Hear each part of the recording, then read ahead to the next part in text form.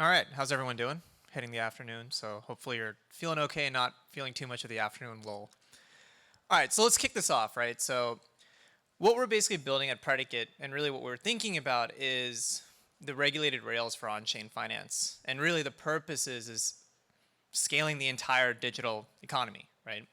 The whole premise is that we really are trying to create blockchains to become the global financial settlement system. So what does that mean? Right now, here's where we're at. This was me, I think I pulled the numbers like 2 days ago, or maybe it was last night, but market cap is around 3.9 trillion. Stablecoin volume in the last 30 days is around 3 trillion. A lot of that is on Solana. Have a decent amount of TVL in DeFi, and then of course real world assets at 28 billion. But really, that's not where we're trying to end, right? If this is all we do, then I would imagine that most people in this room, as well as everyone outside, we've kind of failed, right? That means we just capped out. Really what we're thinking about is saying, look, like blockchains become the global financial settlement system in which everything is settling on blockchains. In order to do that, though, we have to actually think about the regulated rails to be able to scale into that economy.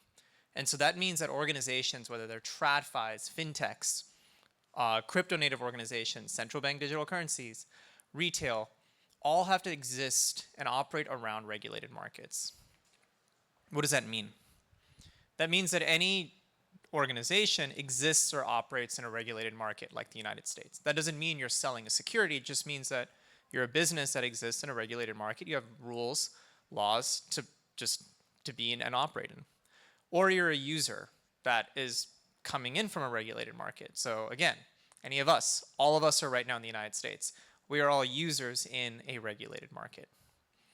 Those are the things we have to account for if you're building a new global financial settlement system that is meant to have everything settle on it.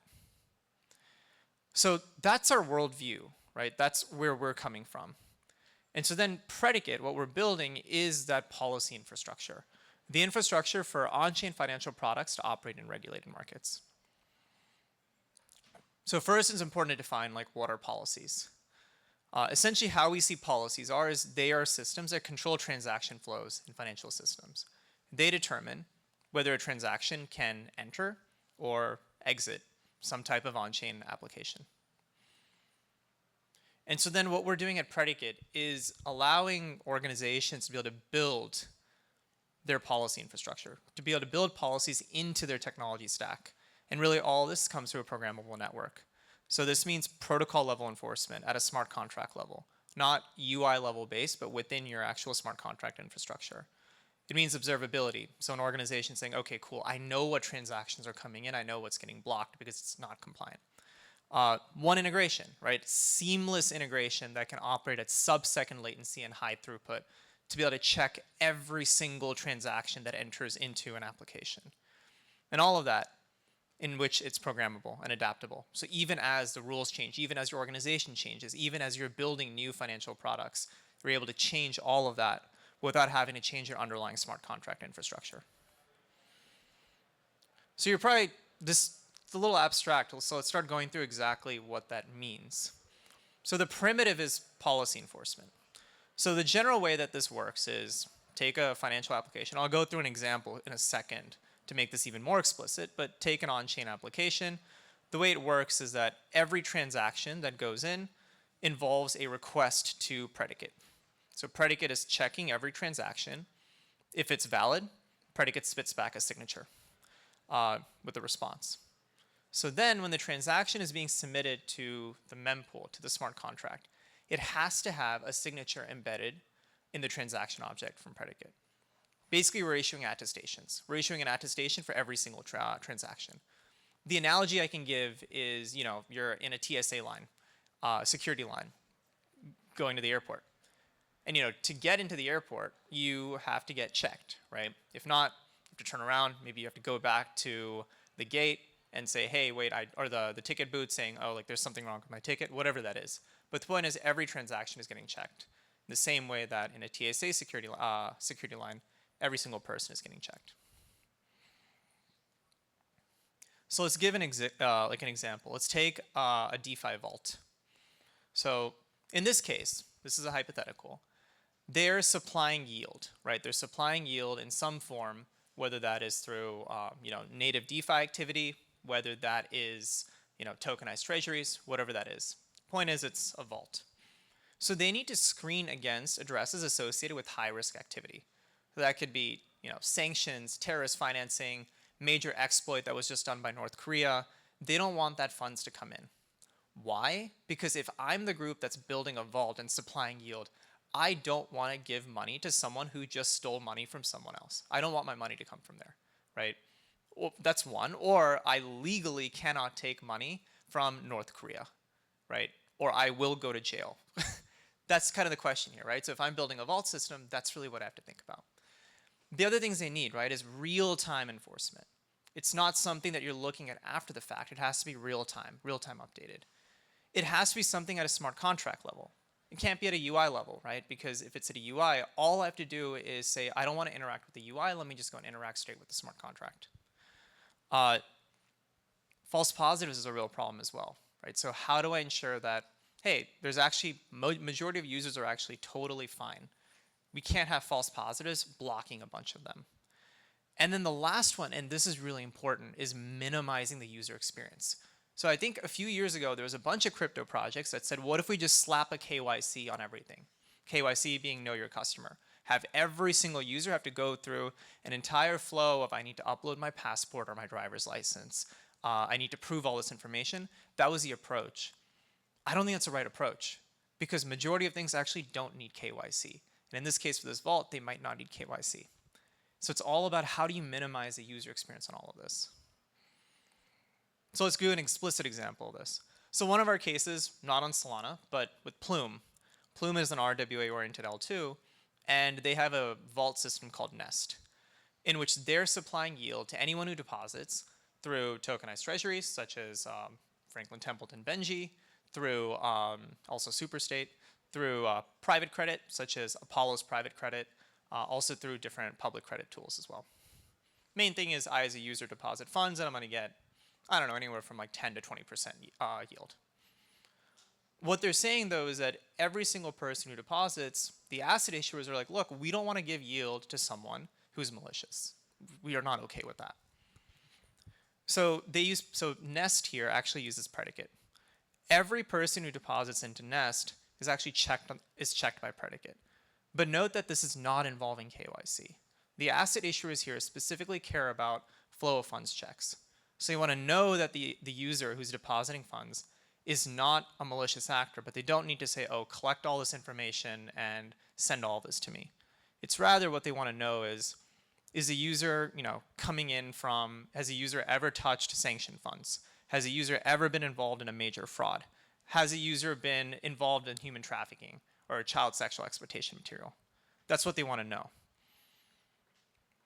So the general flow here is that a user, when they're interacting with Nest, you go and interact with the front-end contract or the front-end interface. What happens is an API call is made to Predicate, saying here is a transaction, here is the address that's submitting a transaction.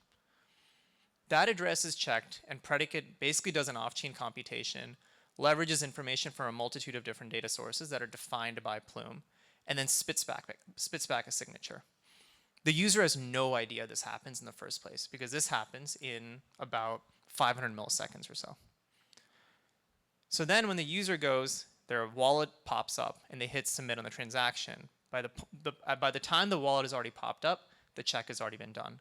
So when they hit submit, there's already been a Predicate signature embedded in the transaction object. So then when they submit the transaction, their transaction goes through, fully seamless. So that's what we're doing there. Now I'm going to layer on an extra piece, and this kind of gets us to a world of tokenized securities in a second. But the other part we've been thinking a lot about is how do you abstract away KYC, KYB? It's a really, really painful process. And what we really need to do here is what we've been thinking about is how do you aggregate across multiple different identity solutions? So if I've ever KYC'd with one, how can I still use that without having to say, oh, I need to KYC again? So can you aggregate across all of it? Can you have it so that if I do have to go KYC, the front end immediately knows that I've KYC'd? Right, so how do you have a seamless user experience to be able to KYC if I need to KYC? And then the last part is how do you actually enforce that at a smart contract level? And so we build an entire identity system in which essentially the user through a front end gets routed through a seamless KYC, KYB experience. So here I have an example of a project that's thinking about their token sale. So I go in and I say, oh, I want to buy this token. For me to buy the token, I have to KYC. So what happens is the predicate actually says, okay, cool, you need to KYC, and you get routed to a different interface for that. So we generate a personalized QR code and a URL on demand for the user. The crucial thing here that is oftentimes overlooked is that URL has to be directly tied for that user. It has to be tied to my address, and I have to prove ownership of my address. Because otherwise, I could say, oh, look, I'm going to KYC here, but I'm going to use a different address that's not mine. It undermines the entire system. So you have to have a cryptographic signature to ensure that the person who's going in that interface is the actual owner of that wallet. And then, yeah, the last part is we essentially route them through an entire verification process, and they get seamlessly routed back to the main place, where then they can go and buy the asset. Everything is done. And so I'll close with this final piece, which is really that what we're doing then is you can actually connect that vault-based idea to a KYC, KYB to create an entirely seamless experience for tokenized treasuries and tokenized assets. Essentially what I have here is like, and there's a lot going on here, but think of an investor who's able to say, okay, I have my wallet. I'm going to interact with the front end. I go and interact with the front end, and maybe if I haven't KYC'd, I get routed to a predicate KYC page. I KYC, and that information is sent to the asset issuer. In the meantime, that asset issuer has created a custom liquidity pool through something like a DEX pool. Uniswap v4 is a really great example of this, where you can have custom DEX pools. These exist alongside other exchange pools as well. So you're basically creating custom liquidity pools across an entire infrastructure. The investor then goes back to the front end, and they can submit their swap request. That entire swap request goes through. Predicate is able to check for KYC, investor accreditation, sanctions checks, qualified purchaser, a bunch of different categories. All that happens on the infrastructure and smart contract level. And so now you've essentially created specific pools that exist alongside other traditional crypto pools. So now you've created a marketplace for tokenized securities. And so with that, I am cognizant of time, but the last thing I wanted to say is really at the end of the day for Predicate, what we do is we enable any type of programmatic rule to be enforced, right? So this could be for AML, this could be for identities, this could be for rate limiting for market integrity purposes. This could be for security to prevent an exploit from happening. Geolocation. Really it becomes infinite, right? Any type of rule you want enforced before a transaction gets executed, that's essentially what we power. And so with that, really appreciate everyone's time. Happy to take some questions.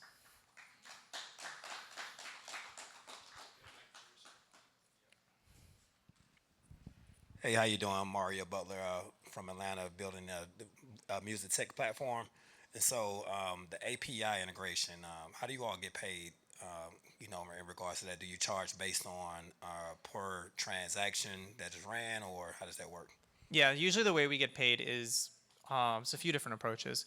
One is at lower volume, we'll do it per transaction. But then with some of our partners, they'll just pay for an entire, basically like one bulk fee per month, and that's unlimited. So it really just depends. So with some of these folks, Alio, for example, it is bulk for the entire thing. With Aztec, we're doing like a specific volume number based off of what they're looking for. So it really just varies.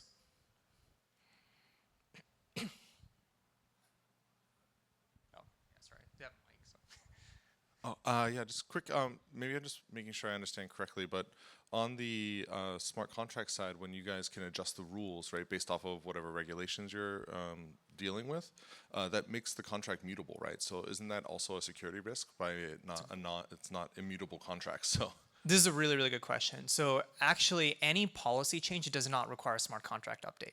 So to be fair, you're right. At the very beginning when it's being built and integrated into the smart contract, either you have an upgradable smart contract, if it's an existing project, where they upgrade it to integrate Predicate, or if it's a new project, they can have an immutable contract.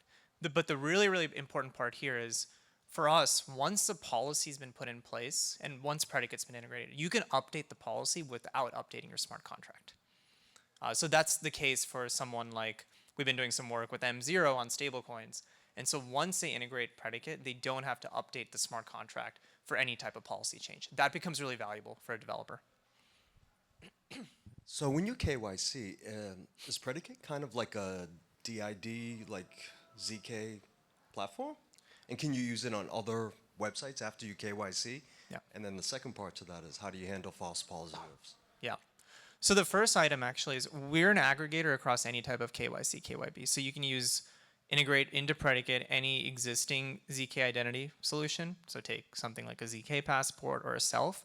We also work with traditional KYC vendors such as SumSub, AI Prize, Persona, any of those. So if you want to use them, really think of the way Predicate operates is we can reference any historical on-chain or off-chain data through our system. So you can basically, as a developer or an organization, you can say what data you want to use. We're able to aggregate across all of it. What we power is the on-chain enforcement of all of that. And then you had a second question there, sorry. Yeah. False positive is a really tricky one, right? Because it comes down to what is the requirements that you're setting. We actually had for Plume, for Nest, initially they had a massive number of false positives because they put a really, really restricted policy. There's a few ways we tackle that. One is they'll have to update their policy if you're just getting hit with a lot of false positives. There is also an override mechanism, so you can start whitelisting specific addresses that are getting false positives. So it's a combination of both of those things. But really, let's say this now is kind of up to the organization on how they want to deal with false positives. The most common pattern we've seen is there's a false positive, the user is able to reach out to them either through Discord or something like that and say, hey, I'm getting blocked. Can you guys add me in? They might ask for some type of proof. That's usually the most common way. Alternatively, you just set a less restrictive policy that reduces false positives. Not yet. That is something we can do in the future. The risk is, even with AI types of tools, so take maybe the best example of this is something like Sardine that's doing a lot of AI work for risk management. The challenge is you don't usually leave an AI to make the final decision. AI is used to escalate the solution and triage things over to the final decision maker at an organization. But up to today, you're usually not having an AI fully automated for you. In the future, you could, but I don't know if there's enough comfort with AI for some of these things. But for us, it's no different. It's really just like where the world is today and how good the technology is.